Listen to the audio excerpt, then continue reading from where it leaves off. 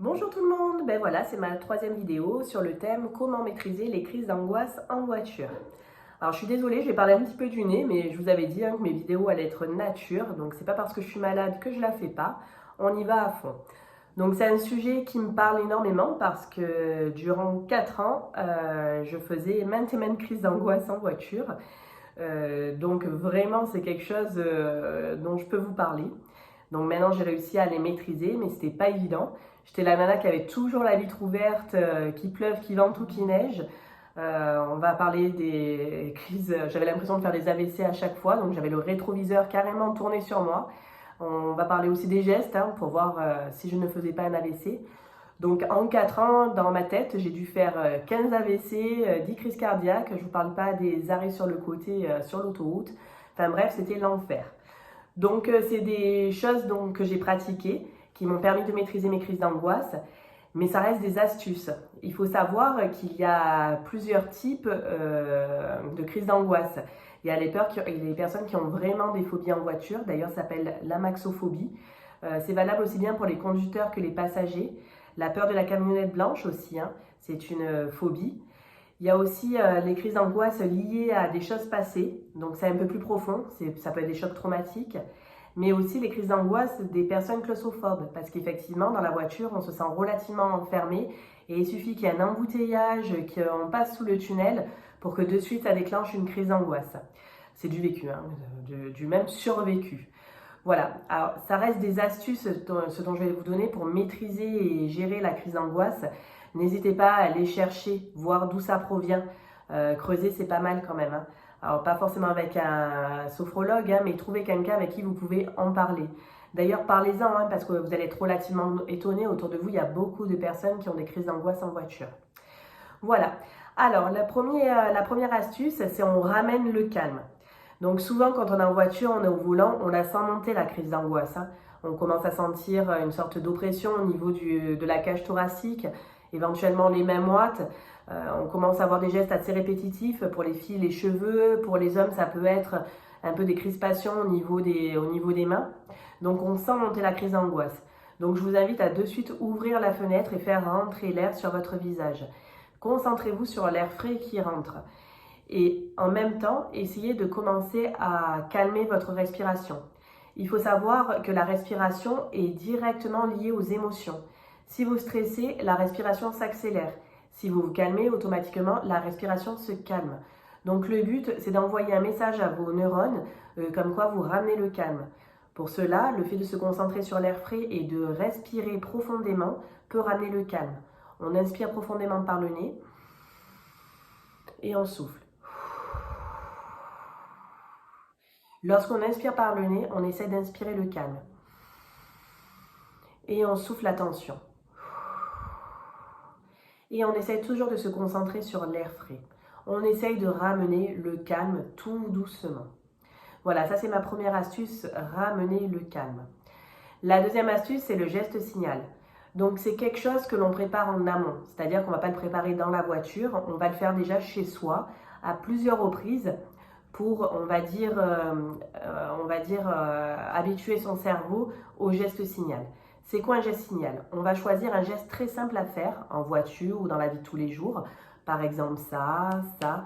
Enfin, vous choisissez le geste signal qui vous convient le mieux. Il n'y en a pas un mieux qu'un autre.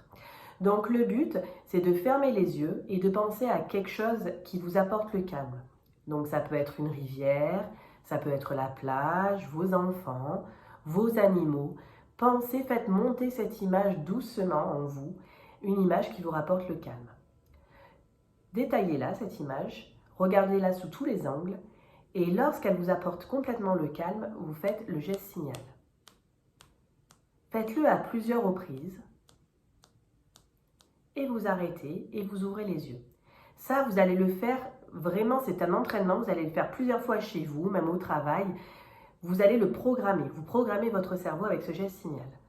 Lorsque vous voyez une crise d'angoisse monter en voiture, vous refaites le geste signal. Normalement, votre cerveau a intégré que ce geste ramène votre image, l'image que vous avez choisie, qui vous rapporte le calme. Ça, c'est la deuxième astuce. Elle fonctionne très très bien, mais ça demande un petit peu d'entraînement en amont. La dernière astuce, c'est détourner son cerveau, se concentrer sur autre chose. Donc toujours vitre baissée pour renouveler l'air, vous allez monter le son de la voiture. Que vous soyez conducteur ou passager, c'est valable pour les deux. Donc j'espère juste que vous n'allez pas avoir Maître Gims, parce que là je vais vous demander de vous concentrer sur les paroles. Et si vous vous concentrez sur les paroles de Maître Gims, là c'est l'attaque de panique assurée. Enfin je plaisante, c'est pas marrant, mais c'est vrai que c'est pas des super paroles quoi. Donc vous allez vous concentrer sur les paroles et vous allez vous poser plein de questions par rapport à ces paroles et à cette musique. Est-ce qu'elle vous plaît? Est-ce qu'elle est reposante ou au contraire, est-ce qu'elle vous dynamise? Est-ce qu'elle est agréable? Est-ce que vous allez l'écouter à plusieurs reprises? Est-ce que vous allez en parler? Enfin, vous vous posez plein de questions sur cette musique. Vous allez le faire sur cette musique. Si ça ne vous calme pas, vous le faites sur une autre musique. Si vous devez le faire pendant tout le long du trajet, faites-le. De toute façon, ça ne peut vous apporter que du calme à un moment. Ça, c'est la troisième astuce. Si vous êtes passager, de la même manière, vous pouvez vous concentrer sur le paysage. Pareil, posez-vous la question, est-ce que ce paysage vous plaît? Est-ce qu'il est beau? Pas beau? Est-ce que vous allez revenir à cet endroit? Posez-vous plein de questions. Le but, c'est de détourner le cerveau de cette crise qui vous embête. Parce que c'est vraiment handicapant. C'est vrai qu'on ne se rend pas compte quand on est d'extérieur, mais pour les personnes qui les vivent, c'est un véritable handicap. Voilà, ça c'était la troisième astuce.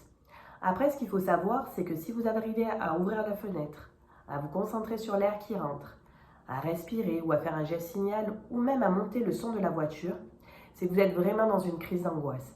Et la crise d'angoisse, malgré ce que l'on peut penser, malgré les différents symptômes qui peuvent monter en nous, la crise d'angoisse ne tue pas. Et c'est vrai que essayez de vous rendre compte de cela, même si ce n'est pas évident, essayez de vous faire une autosuggestion et de vous le dire. En revanche, si vous arrivez, grâce aux astuces, à faire le parcours sans crise d'angoisse, il faut se féliciter. Il faut vraiment se dire que vous avez réussi et que c'est possible. C'est super important de se féliciter. Voilà, c'était les 3 astuces pour maîtriser ces crises d'angoisse en voiture. Donc j'espère que ça vous servira et n'hésitez pas à me faire remonter vos différents avis et vos ressentis. Par rapport à, vous pouvez le faire sur ma page Facebook, LC Sofro Le Pradé, ou sur mon Insta directement. Si vous avez besoin d'un accompagnement plus spécifique pour vraiment arriver définitivement à vaincre une phobie, par exemple la phobie de l'autoroute, là c'est plutôt un accompagnement. N'hésitez pas à prendre rendez-vous sur medoucine.com. Voilà, j'espère que ça vous servira. La prochaine vidéo, ça sera plutôt une vidéo une vidéo pour les ados. Comment s'aimer? C'est important de s'aimer. Voilà, à très bientôt et puis je vous remercie de me suivre. À bientôt, au revoir.